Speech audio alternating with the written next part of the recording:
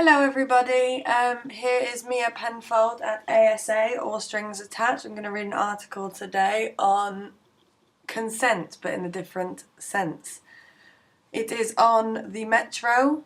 It doesn't say who it's by, but I'm going to go ahead and read it. Young people are struggling with online consent confusion and it's making them anxious. Young people are increasingly dependent on being online but may struggle to follow rules around consent when posting to social media, new research suggests.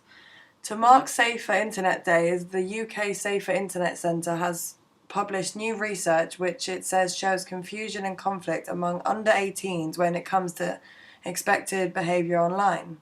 The figures suggest that while more than half of young people, 51%, believe that friends should ask permission before sharing a photo or video of them, 52% said someone they know had shared a post of them without asking. Almost 1 in 4, 39%, said that it left them really anxious or feeling not in control. According to the research, despite 84% of those asked saying they believed everyone online has responsibility to respect others, 65% saying they would feel disconnected from the world if they were not online. The research comes as questions are raised about the impact of social media and the internet on mental health and well-being of young users. Will Gardiner, director of UK Safer Internet Centre, said the conflict between the attitudes and the actions of those aged 17 and under was striking. There can be no doubt that sharing and connecting with others online is an integral part of everyday life for young people, he said. Today's findings are encouraging and highlighting how young people have a strong sense of what is right online and are harnessing the internet to make a positive difference for themselves and others. However, our research also shows that without clear guidance for navigating the complexities of online consent, the gap between young people's attitudes and behaviours is striking.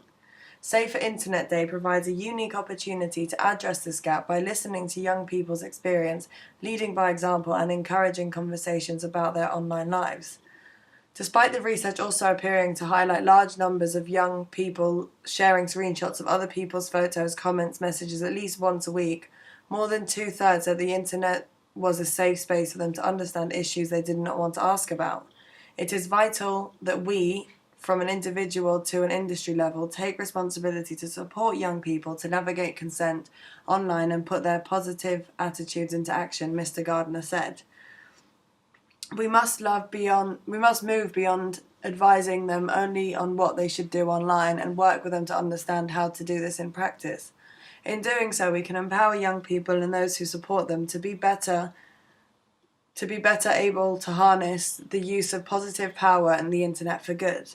The research published by UK Safer Internet Centre, comprised of ChildNet and the Internet Watch Foundation and Southwest Grid for Learning, coincides with Safer Internet Day, which is marked each February as a day to promote the safe and positive use of digital technology. However, it comes amid growing calls for legislation to be introduced more stringently police technology and internet companies and the content they allow on their platforms.